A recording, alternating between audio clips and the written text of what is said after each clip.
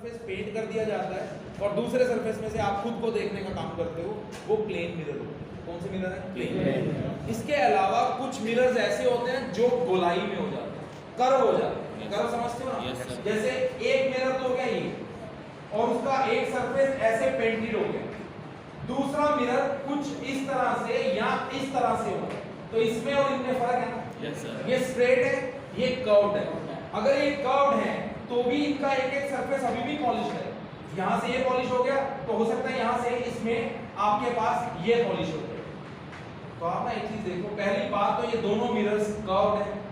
Curved को हम लोग ऑप्टिक्स के अंदर स्फेरिकल का नाम देंगे। इसका नाम स्फेरिकल। तो बेसिकली मिरर्स की एक और कैटेगरी है स्फेरिकल। और what are spherical mirrors? Spherical mirrors are curved mirrors. और कर्व्ड का मतलब आप जानते हैं, इनका भी एक एक सरफेस पॉलिश है।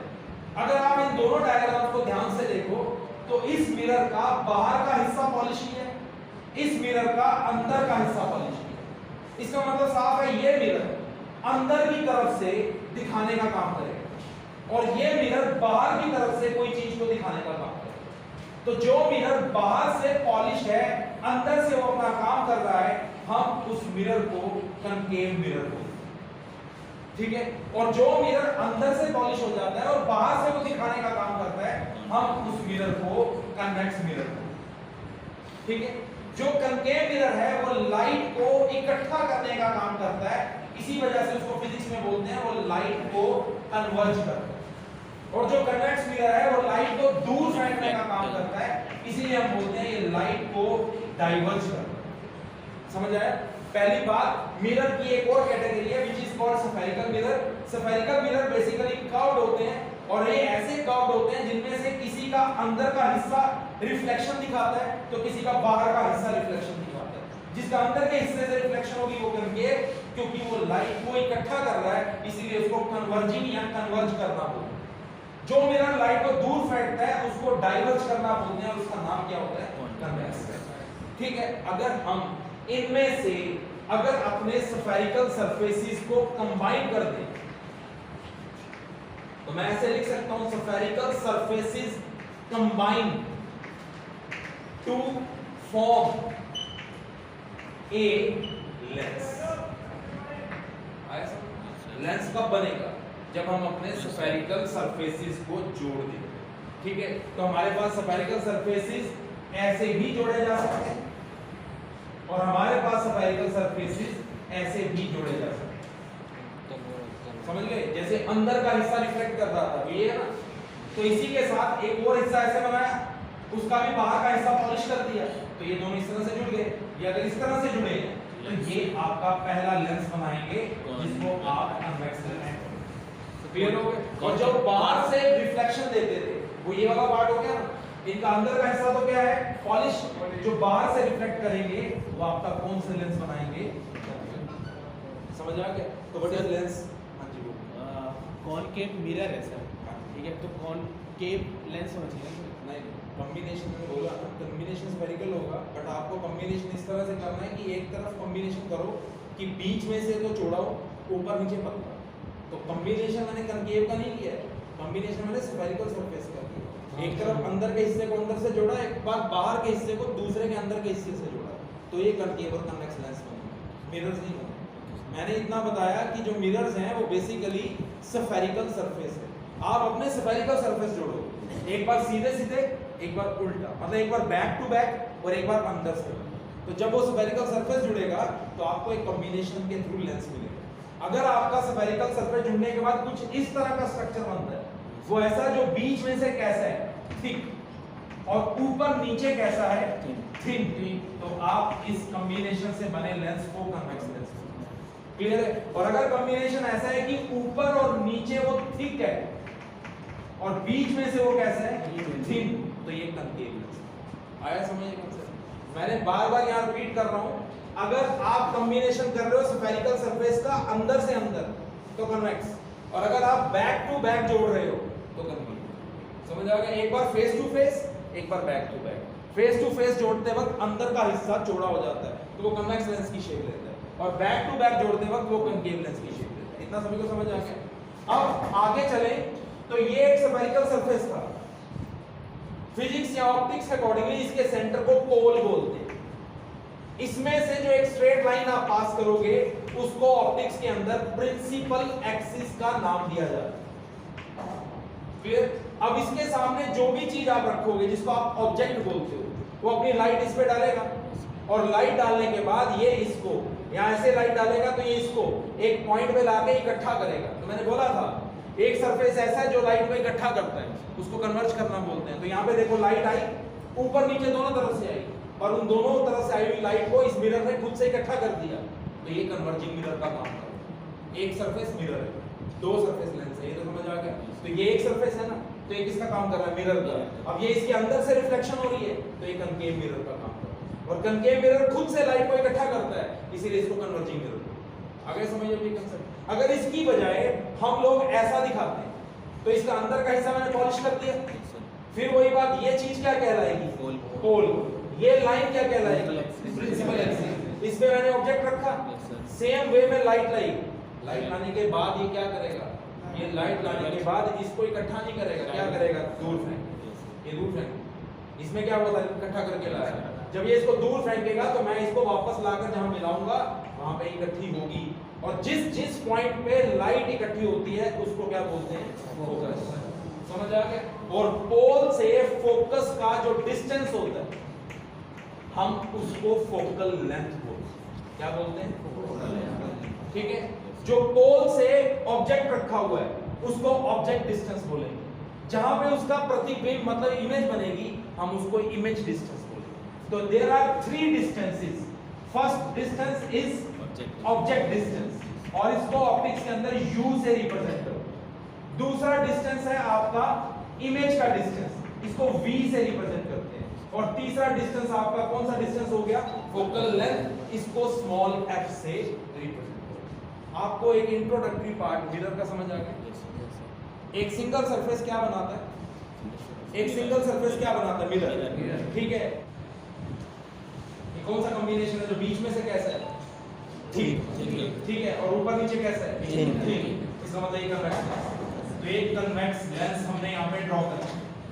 कन्वेक्स लेंस का जो अपना सेंटर होगा ये हम इसको O लिखेंगे, but this O is called optical centre. Mirror के सेंटर को पोल बोलते हैं, लेंस के सेंटर को ऑप्टिकल सेंटर। इसके बाद हमने एक लाइन ड्रॉ की, और ये लाइन जो है ये अभी भी किसका काम कर रही है? प्रिंसिपल एक्सिस का काम। ठीक है? जब एक सरफेस होता था तो उसके सामने एक फोकस होता था। यहाँ पे कितने सरफेस हैं? 2। एक सरफेस का एक फोकस, तो 2 सरफेस के 2 फोकस। ठीक है? तो अब आपके पास ये सरफेस इधर की तरफ पूरा होगा, ये सरफेस इधर की तरफ पूरा होगा, तो इसका मतलब एक फोकस इसका इधर है, एक फोकस इसका इधर है। एक फर्क समझ आ गया? मिरर में कितने फोकस हैं? एक। लेंस 2 सरफेस को जोड़ के बना है, इसलिए फोकस कितने हैं? 2। ठीक है? अब मैंने क्या किया, इसके सामने ये ऑब्जेक्ट रख दिया और इस ऑब्जेक्ट को O मान लिया। आपने जैसे मिरर में डिस्टेंस पोल से मापा था, लेंस में आके आप वो डिस्टेंस ऑप्टिकल सेंटर से मापा। समझ गए? तो क्या पहला डिस्टेंस मैं U लिख सकता हूं? मैंने बताया भी था U मेरा कौन सा डिस्टेंस होता है? ऑब्जेक्ट। तो मैं यहाँ पे लिख देता हूँ, ये O की बजाय हम मान लेते हैं AB, ताकि फर्क रहे। तो हम यहाँ पे लिखते हैं let OB is object distance, और ऑब्जेक्ट डिस्टेंस को क्या लिख दिया? इतना क्लियर है? अब सबसे पहले यहां से एक लाइट डालते हैं, ये लाइट डाल दी। इसको मिरर क्या करता था? वापस लाके इकट्ठा करता था, क्योंकि ना हर वो चीज उसी फोकस की तरफ लाएगा जो उसका पहला फोकस है। ठीक है? तो जैसे मिरर होता था तो इसका तो पहला फोकस एक ही फोकस है, वो यहां से बाहर कर देता था इसको। इसमें आप बता सकते हो पहला फोकस कहां होगा? ये पहला सरफेस है, ये दूसरा सरफेस। जिस तरफ पहला सरफेस का फोकस होगा वो पहला फोकस होगा। तो पहला सरफेस इधर की तरफ पूरा हो रहा था, तो इसका पहला फोकस ये, और दूसरा सरफेस इधर, तो इसका दूसरा फोकस। अब ये लेंस लाइट को यहां से पार करेगा, तो कहने का मतलब लाइट को इकट्ठा कर रहा है। लाइट को फेंका तो नहीं ना, लाइट को कहां लेकर आया? फोकस में। इसका मतलब इसने लाइट को इकट्ठा, इसने लाइट को क्या किया? इकट्ठा। दूसरी लाइट ये इसके ऑप्टिकल सेंटर से निकालेगा, जहां पे जाके ये दोनों रेज आपकी मिलेगी, वहां पे आपको इसकी इमेज मिलेगी नेम्ड एज B' A'। आया इसमें ये कांसेप्ट? मतलब यहाँ तक तो क्लियर था। Yes, sir. ये लाइट फोकस पे ले आया, इमेज बनाने का रूल है ना, इस लाइट को ऑप्टिकल सेंटर से पार करना पड़ेगा, और अगर ये ऑप्टिकल सेंटर पे जाएगी तो ऑप्टिकल सेंटर पे ही वापस आएगी। ये लाइन और ये लाइन जहां जाके मिलेंगी वहां पे आपको इमेज आ गया समझ। तो अब ये जो B डैश है, O से B डैश, इसको मैं V लिख दूंगा, तो यहाँ पर लिख सकते हैं let OB dash is image, और ये इमेज का डिस्टेंस है, इसलिए इसको क्या लिख देंगे, V। क्लियर हो गया। फाइनल देखो O से F1, तो मैं यहाँ पे लिख सकता हूँ let OF1 is our focal length, और फोकल लेंथ को क्या लिखते हैं, F1। अब आप मुझे एक बात बताओ, इस लेंस ने लाइट को इकट्ठा किया या दूर इकट्ठा गया सर। इकट्ठा किया। इस वजह से ये जो कन्वेक्स लेंस है, हम इस लेंस को कौन सा लेंस बोलेंगे, कन्वर्जन। और अभी मैंने एक लाइन बोली थी ना, जो मिरर कन्वर्ज करेगा वो लेंस बनने के बाद डाइवर्ज करेगा। Yes, sir. तो जो मिरर डाइवर्ज करता था वो लेंस बनने के बाद क्या करेगा, कन्वर्ज। Convex. तो मिरर में कन्वेक्स डाइवर्ज करता था, तो लेंस बनने के बाद कन्वेक्स कन्वर्ज करता। आगे समझ में? Yes, sir. अब ये समझ आ गया सभी को, U क्या है, ऑब्जेक्ट है, V क्या है, इमेज इमेज डिस्टेंस, और यहाँ पे ये जो F है ये यहाँ तक क्या है, फोकल। फोकल। याद रखना फोकस को कैपिटल F, फोकल लेंथ को स्मॉल। स्मॉल। अब आप मुझे बताओ कि U, V और F को पॉजिटिव और नेगेटिव कैसे लेते हैं। उसका एक तरीका आपको सीधा बता देता हूँ। ये मैथ्स की एक्सिस हो गई 0 -x + y माइनस, इसको लेंस मान लो, तो इसके ऊपर यहाँ से यहाँ तक जो जाएगा वो नेगेटिव, जो यहाँ से यहाँ तक आएगा वो पॉजिटिव, जो इसके ऊपर होगा वो पॉजिटिव, जो इसके नीचे होगा वो नेगेटिव। अब बताओ ऑब्जेक्ट नेगेटिव है या पॉजिटिव, इससे पीछे हो गया ना, इससे पीछे क्या होता है, नेगेटिव। इसका मतलब हमारा ऑब्जेक्ट डिस्टेंस इस डायग्राम के अकॉर्डिंगली -2। समझ आ गया। अब बताओ इमेज डिस्टेंस पॉजिटिव है या नेगेटिव, क्योंकि ये इससे आगे आ गई, तो ये इससे आगे जाएगा तो पॉजिटिव होता है, तो इमेज डिस्टेंस हमारा V पॉजिटिव। फोकल लेंथ इससे आगे है या पीछे, आगे, इसकी वजह से यहाँ पे जो फोकल लेंथ है वो B + F। समझ आ गया। Yes, तो sir. मैं एक फार्मूला बना दूंगा,